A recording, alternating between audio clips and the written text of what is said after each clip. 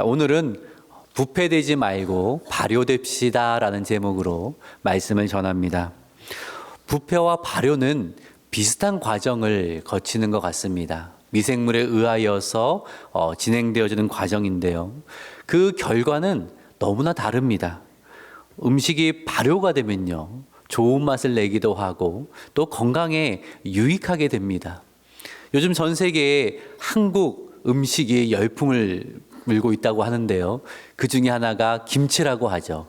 K김치라고 하면서 미국에서는 김치 가루가 잘 팔리고 김치 주스도 잘 팔리고 아주 김치에 대한 관심이 아주 높아졌다고 합니다. 그 계기가 있었는데 코로나 시대에 이 김치가 면역력이 좋다. 그리고 다이어트도 좋다. 이런 이제 연구 결과가 나오면서 더 많은 관심을 가지게 되었다라는 거예요. 이 발효 음식의 대표적인 김치잖아요. 이 발효가 주는 여러 유익들이 참 많이 있는 것을 우리는 알고 있습니다.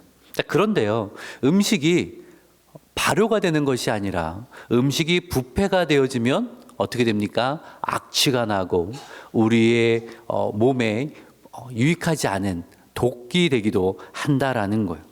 발효나 부패나 음식이 변화되는 것인데 그 변화의 결과는 완전히 다르다라는 것입니다. 사람의 인생도 이와 같은 것 같습니다. 사람은 누구나 시간이 지날수록 변합니다. 그렇죠? 언제나 동일한 사람은 없습니다. 시간이 지나면 외모도 변하고 성격도 변합니다. 근데 어떤 인생은 발효되는 듯한 그러한 인생이 있습니다. 예전보다 오늘이 훨씬 나은 겁니다. 성격도 더 좋아지고 그 산 가운데 참 아름다운 맛이 나고 좋은 향기가 나는 그러한 발효가 되는 인생이 있습니다. 근데 어떤 인생은요, 부패되는 같은 인생도 있어요. 예전엔 참 괜찮았는데 요즘 왜 그럴까 그 사람이, 이런 안타까움이 드는 인생도 있다라는 거예요. 부패되는 음식에서 악취가 나듯이 시간이 흐르는데 그 삶에서 악취가 나고 그 삶에서 독과 같은 아주 맹독의 그런 열매들이 맺히는 그러한 인생도 있다라는 것입니다.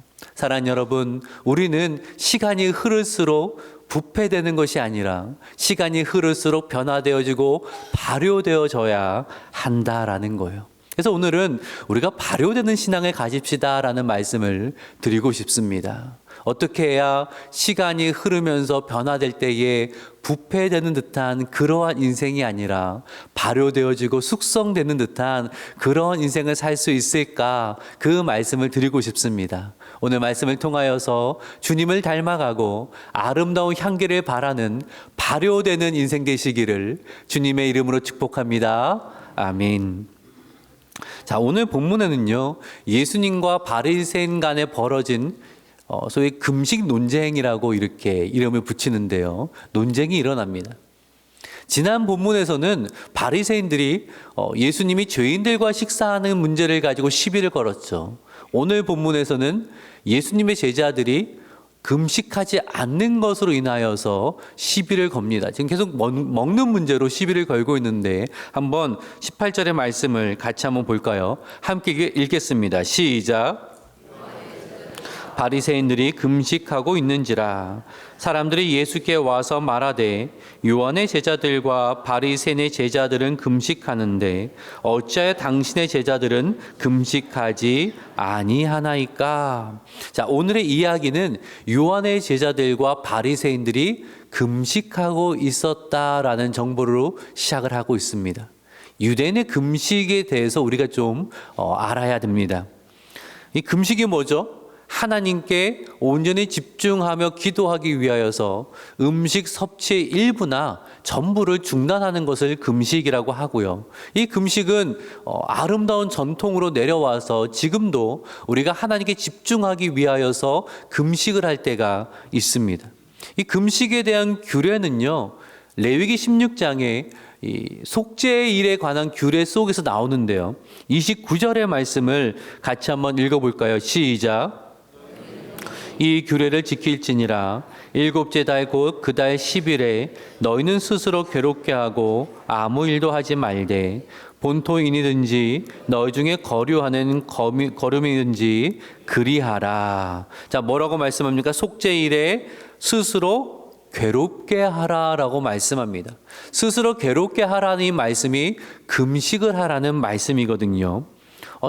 아주 적절한 표현인 것 같습니다. 금식하면 괴롭지 않습니까? 여러분 편안하신가 봅니다. 전 너무 괴로운데. 금식을 하면 참 괴로워요. 금식을 하면요, 어떤 생각이 자꾸 나면요, 금식 끝나면 뭐 먹을까? 이 생각이 자꾸 나고 하나님께 집중해야 되는데 음식에 대한 집중도가 더 올라가더라고요. 뭐 저만 그런가 했더니 제 다른 교육자와 이야기를 한번 하는데, 그 교회는 1년에 한 차례씩 한 주간 온 모든 교육자들이, 담임 목사님과 함께 교육자들이 금식 기도원에 가서 한 주간 금식하며 기도하는 그런 전통이 있다고 합니다.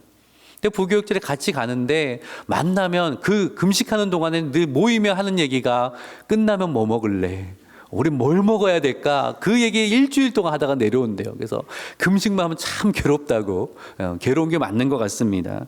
하나님도 이 괴로움을 잘 아시는 것 같아요. 그러니까 1년 중에 꼭 금식해야 되는 날은 하루, 속죄일로 정하셨다라는 거예요. 그런데 하나님은 하루를 의무적으로 정해 주셨는데요, 이 사람들이 열심히 있는 사람들이 있잖아요. 하루가 뭐냐, 더 해야 되지 않냐 하면서 이제 계속해서 금식해야 되는 날을 지정하여 넓혀가는 겁니다. 특별히 바벨론 포로 이후에 금식일이 늘어나게 되는데, 넷째 달에는 예루살렘 성벽의 무너짐을 탄식하며 금식하라고 했고요, 다섯째 달에는 성전의 파괴를 탄식하며 금식하라고 했고, 일곱째 달에는 유다 총독의 암살을 기념하며 금식하라고 했고, 열째 달에는 예루살렘의 포위를 탄식하며 금식하라고 그렇게 가르쳤다라는 거예요. 하나님은 1년에 금식일 하루를 주셨는데 이 사람들이 더 만들면서 금식일이 점점 늘어나는 겁니다. 예수님 시대는 금식일이 얼마나 많이 늘어났냐면, 경건한 사람은 일주일에 2번을 해야 된다. 월요일과 목요일은 금식일이다라고 가르쳤습니다. 그래서 금식이 경건의 외적 표지가 되었다라는 거예요. 경건한 사람은 의뢰 금식을 했던 사람입니다. 일주일에 2번 금식한다는 거 참 어려운 일이죠. 대단한 이 열심이 없으면 일주일에 2번 금식 못합니다. 그렇잖아요. 이 음식을 중단하고 하나님께 온전히 집중하는 금식을 일주일에 2번이나 하는 거 분명히 경건에 유익이 있습니다. 자, 그런데 오늘 본문에서 요한의 제자들과 바리새인들이 그 신앙의 열심을 가지고 금식을 하고 있었다라는 거죠. 즉 그 시간은 금식하는 그러한 시간이었다라는 거죠. 금식하는 시간. 그런데 예수님의 제자들이 그 시간에 금식하지 않았다라는 겁니다. 그러니 바리새인들이 보면서 화가 난 거죠. 아니, 저 사람들은, 우리는 금식하는데 왜 저 사람들은 금식을 하지 않는가? 화가 난 거예요. 아니, 스승이 예수라고 하는데 저 스승은 제자들이 금식도 하지 않는데 왜 가만히 두고 있는가? 화가 나가지고 예수님께 이제 따지러 온 거예요. 당신의 제자들은 왜 금식하지 않습니까? 화가 나서 이제 질문을 하는 거죠. 거기에 대해서 예수님이 혼인잔치를 비유로 답을 하시는데, 우리 19절과 20절의 말씀을 같이 한번 읽어볼까요? 시작. 혼인집 손님들이 신랑과 함께 있을 때에 금식할 수 있느냐? 신랑과 함께 있을 동안에는 금식할 수 없느니라. 그러나 신랑을 빼앗길 날이 이르리니 그날에는 금식할 것이니라. 아멘. 제자들이 왜 금식을 하지 않습니까? 라는 이 질문에 예수님의 답변은요, 혼인집 손님들이 신랑과 함께 있을 때 금식할 수 있겠느냐라고 답을 한 겁니다. 예수님 시대에 이 혼인잔치는 길게는 일주일 이상 지속이 되었거든요. 혼인잔치에 초대된 손님들은 신랑과 신부를 기뻐하면서 함께 먹고 마시며 그렇게 지내는 겁니다.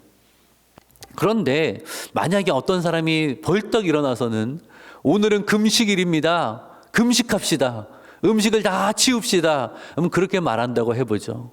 누가 이상한 사람입니까? 금식을 안 하는 사람이 이상한 사람입니까? 혼인잔치집에서 금식하자고 하는 사람이 이상한 사람입니까? 금식하자고 하는 사람이 경우에 안 맞는 사람이 된다라는 거잖아요. 요한복음 2장에 혼인잔치에 관련된 이야기가 하나 나오죠. 예수님께서 가나의 혼인잔치에 초대받아 가셨는데 이제 포도주가 동이 나고 물을 변하여 포도주 되게 한 사건을 여러분 잘 알고 계시죠. 포도주는 이스라엘 사람들에게 기쁨의 상징입니다. 혼인잔치에 포도주가 떨어졌다, 상상도 할 수 없는 일이라는 거예요. 어느 정도 심각한 일이냐면, 만약 포도주가 동이 났다라고 하면 이 손님들은 화를 내면서 돌아갈 겁니다. 그냥 가버릴 거예요. 심지어는 파혼의 이 정당한 이유가 되기도 했다라는 거예요. 가장 기뻐할 날에 기쁨이 사라지는 그런 끔찍한 일이 벌어지게 된다는 거죠.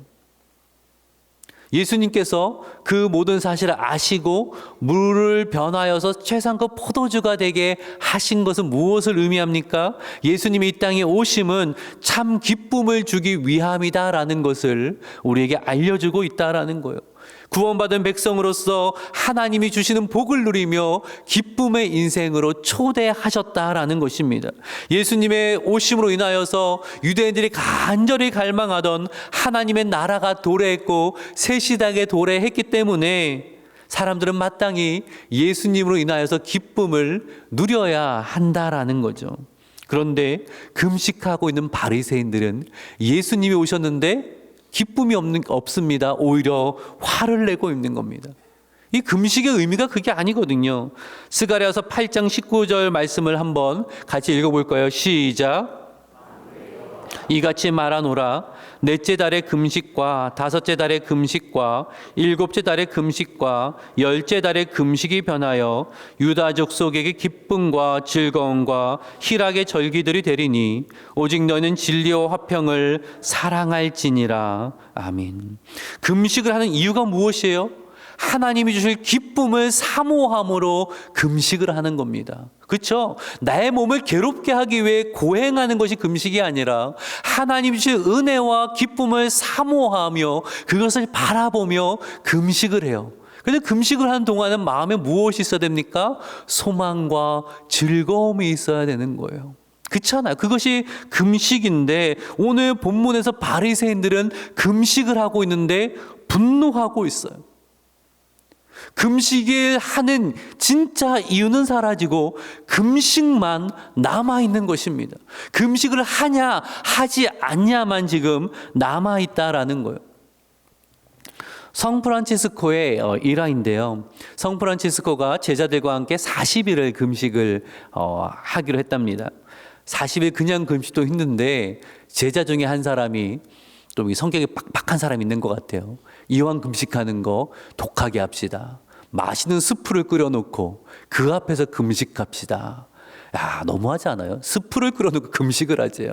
근데 그렇게 하기로 했어요. 또 이제 하루 이틀 지나고 39일째가 됐습니다. 다들 잘 참고 금식을 하고 있는데 그날도 맛있는 스프가 이제 끓여져 있었어요. 근데 한 젊은 제자가 유혹을 이기지 못하고 그만 자신도 모르게 그 스프를 한 숟가락 떠서 먹은 겁니다. 분위기가 어떻게 됐을까요? 일제히 그 먹은 젊은 제자를 째려보기 시작하는 거죠. 정죄하고 분노하고 저런 제자 어떻게 해야 되는가. 그러고 있을 때에 성프란치스코가 조용히 스프를 떠서 먹기 시작하는 거예요. 이 제자들이 깜짝 놀라고 스승이 먹는데 뭐라고 합니까? 혼란과 혼돈과 분노 속에 휩싸였을 때에 성프란치스코가 이렇게 이야기했다고 합니다. 우리가 금식을 하며 기도한 이유는 예수님의 인격을 담고 그분의 성품을 본받기 위함입니다. 근데 젊은 친구가 연약하여서 스프를 떠먹은 것으로 인하여서 분노하고 정죄를 하고 있으니 금식 그만해야 되는 게 맞습니다. 그렇게 말했다고 하는 것입니다. 여러분, 우리의 이야기 속에 하면 적용도 많이 해볼 수 있을 것 같습니다. 새벽 기도 한번 예를 들어볼까요? 새벽 기도 나오는 분들의 이유가 무엇입니까? 새벽에 말씀 듣고 기도할 때에 하나님이 부어주신 놀라운 은혜가 너무나 좋아서 새벽에 기도하러 나오는 거 아닙니까? 근데 기도하면서 만일에 나도 이렇게 힘든 몸을 입고 기도하는데 누구는 왜 안 나오는 거야? 어떻게 그럴 수가 있어 하면서 마음의 분노로 가득하다면 새벽 기도 잘못하고 있는 거죠. 그렇지 않아요?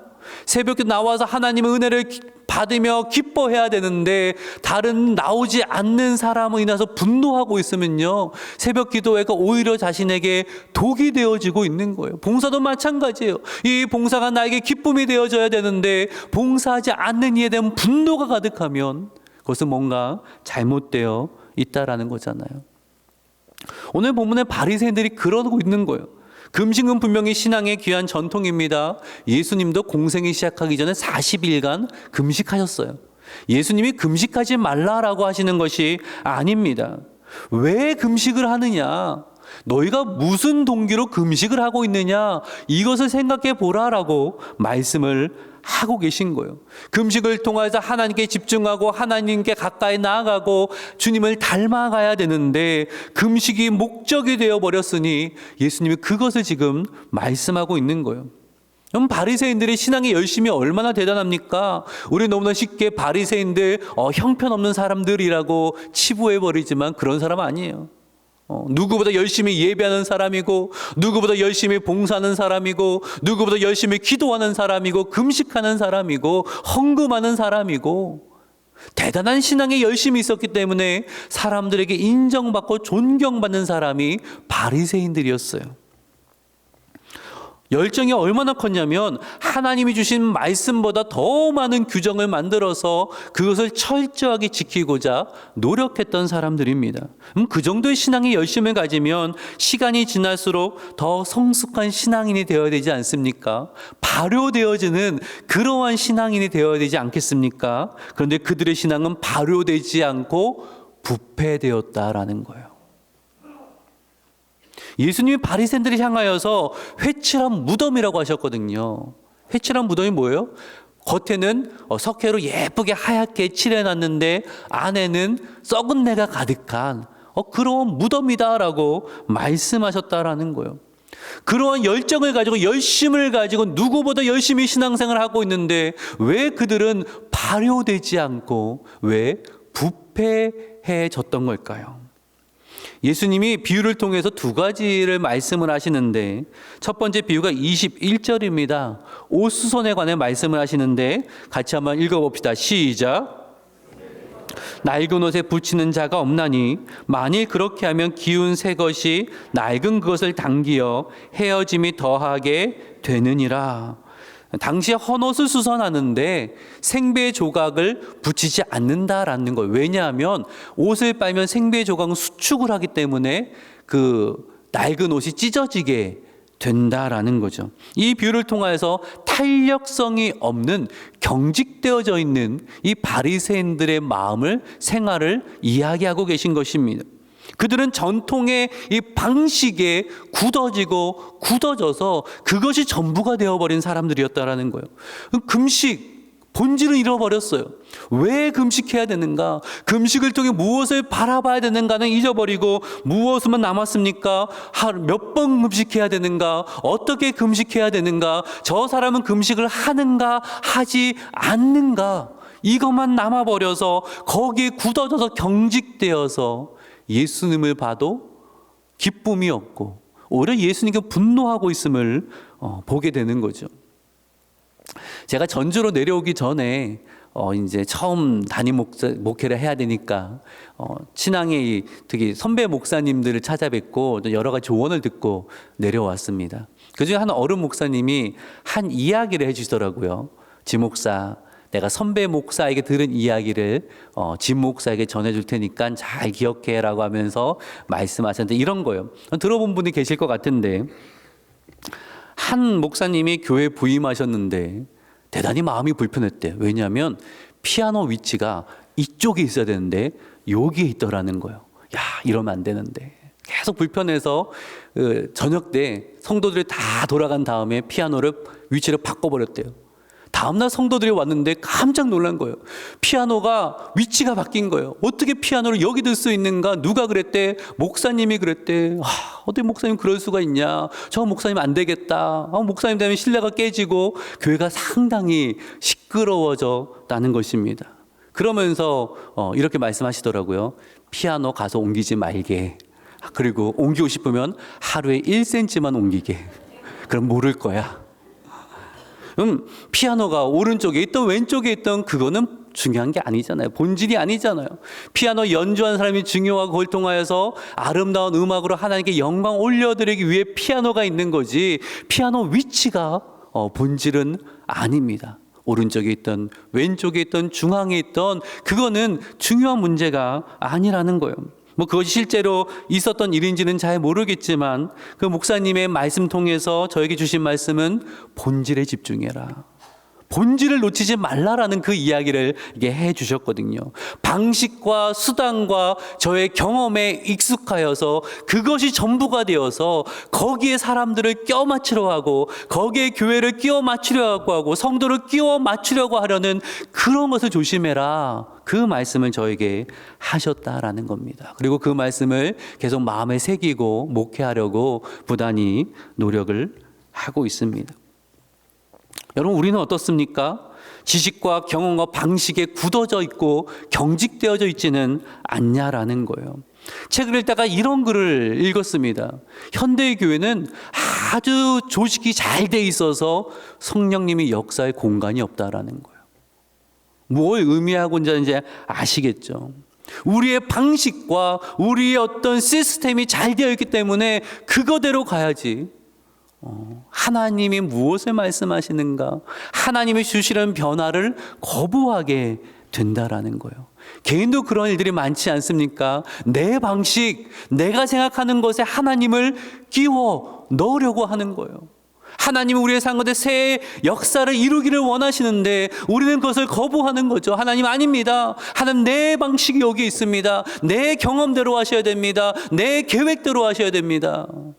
하나님의 새로운 역사를 거부하는 경직됨이 내 안에 있지 않습니까? 우리 예수님, 우리의 삶 가운데 여러 일들을 하고 싶은데 내가 너무 경직되어서 예수님을 바라보지 못하는 그러한 경직됨이 우리에게 있지는 않은가 우리는 돌아봐야 된다라는 거예요. 그러기 위해서 우리에게 참 필요한 것이 있는데 이 마가복음 2장 22절 오늘 본문 말씀 같이 한번 읽어봅시다. 시작. 넣는 자가 없나니 만일 그렇게 하면 새 포도주가 부대를 터뜨려 포도주와 부대를 버리게 되리라. 오직 새 포도주는 새 부대에 넣느니라 하시니라. 아멘. 자, 우리 성경에는 포도주라고 되어 있지만 정확하게는 포도즙입니다. 포도즙을 처음에 만들어 부대에 넣으면요, 그 포도즙이 발효되면서 팽창하게 됩니다. 그래서 낡은 가죽, 이 신축성형 낡은 가죽은 터져버리겠죠. 그래서 새 부대에 넣는다라는 말씀을 하시는데 여기서 하는 말씀은 새 포도즙은 예수 그리스도의 복음을, 하나님의 말씀을 가리키는 것입니다. 하나님의 말씀, 예수 그리스도의 복음은 팽창력이 있습니다. 그래서 복음을 담지 못하는 옛것은 터뜨려 버립니다. 새 부대를 준비하게 하신다라는 거죠. 이 말씀을 쭉 묵상을 하는데 이 경직됨을 버리기 위해서는 내 안에 복음이 역사해야 되는구나. 내 안에 복음이 역사하여서 복음의 팽창한 힘을 통하여서 내 안에는 낡은 것들이 깨지고 터져야 되는구나. 그래야 새 것으로 바뀔 수가 있구나라는 생각이 들더라고요. 지금 저는 옛 것은 다 버려야 됩니다라는 말씀 드리는 거 아니에요. 우리의 귀한 전통들이 있습니다. 그 귀한 또 생활의 습관들이 있습니다. 그것을 잘 유지해야 되겠죠. 하지만 그것이 복음을 담지 못하는 거라면, 하나님의 일하심을 담지 못하는 거라면 그것은 깨져야 되고 터져야 된다라는 거예요. 변화가 필요합니다. 우리 교단은 개혁주의를 표방합니다. 개혁주의가 뭐예요? 날마다 개혁되어져야 합니다라는 것이 개혁주의입니다. 우리의 방식이 하나님의 말씀보다 앞서고 있다면 그 방식은 깨져야 되고 변화되어져야 한다라는 거예요. 우리의 생각이 그리스도의 십자가의 그 복음을 담고 있지 못하다면 생각이 바뀌어야 되는 거지, 십자가가 바뀌어서는 안 된다라는 것입니다. 하나님 말씀을 통해서 날마다 나를 개혁시키고 또 개혁시켜야 되거든요. 근데 오늘 본문의 바리새인들은 그거를 하지 않는 거예요. 말씀을 통해 나를 개혁시키는 것이 아니라 나의 가치관과 나의 생각과 나의 전통을 통하여서 다른 사람을 바꿔야겠다, 모든 사람은 여기에 넣어야겠다, 심지어 예수님마저 나의 부대에 넣어야겠다라고 그렇게 생각을 했다라는 것입니다. 사랑하는 여러분, 제일 먼저 바뀌어야 할 사람은 바로 나 자신입니다. 하나님 말씀을 통하여서 나를 날마다 돌아봐야 한다라는 거예요. 말씀에 맞지 않는 이의 습관과 방식은 터져야 됩니다. 그것이 깨어져야 됩니다. 그래야 하나님의 놀라운 역사를 경험할 수 있다라는 거예요. 그래야 하나님 주신 새 옷을 입을 수 있다라는 것입니다. 지금 제자 훈련을 진행하고 있습니다. 주일반, 토요일반을 진행하고 있는데, 제자 훈련 여러 가지를 다루지만 매일매일 제가 강조하는 것이 무엇이냐면 말씀을 통하여서 훈련되는 것입니다. 말씀을 통해 훈련된다는 게 무엇입니까? 단지 말씀을 많이 아는 것이 아닙니다. 말씀을 통하여서 나를 들여다보는 것입니다. 말씀을 통하여서 그 말씀에 맞지 않는 나의 생각을 버리는 훈련을 해야 된다라는 거예요. 말씀에 맞지 않는 그 익숙함이 있다면 그 익숙함을 벗어나서 말씀이 제시하는 새 길로 나아갈 수 있는 그 담대함이 우리에게 필요하다는 거죠. 그렇게 날마다 나를 비우고 예수님으로 채워가는 훈련을 하지 않으면 어떻게 될까요? 그렇게 변화되지 않으면, 발효되지 않으면 부패하게 된다라는 거예요. 부패하게 된다라는 거예요. 이 바리새인들 그렇게 열심을 냈었지만, 누구보다 입술로 하나님을 사랑한다 말했지만, 누구보다 열심히 봉사하고 헌금하고 누구보다 앞장섰지만 그들은 말씀으로 자신을 들여다보지 않았어요. 말씀과 맞지 않는 것을 깨트리려고 하는 것이 아니라 맞지 않는 것을 거부해 버렸어요. 그러다 보니 자신도 모르게 부패하여서 예수님은 거부하고 탐욕에 이끌리는 죄인의 삶만 살고 있었다라는 거죠. 우리는 이 두렵고 떨림이 있어야 됩니다. 전 늘 두렵고 떨림이 있어요. 내가 날마다 이렇게 강단에서 말씀을 전하는 사람인데 내가 부패될까봐, 발효되지 않고 부패될까봐 늘 두렵고 떨리는 마음이 있습니다. 하나님, 내 마음이 굳어지지 않게 하여 주시옵소서. 혹시 내 안에 경직이 예수님을 바라보지 못하는 일들이 없게 하여 주시옵소서. 날마다 십자가의 복음이 내 안에서 굳어진 걸 깨트리고 주님의 이끄심을 따르게 하여 주시옵소서는 기도의 제목이 저에게 있습니다. 이건 저만의 기도의 제목이 되어서는 안 되고요, 우리 모두의 기도의 제목이 되어야 한다라는 것입니다.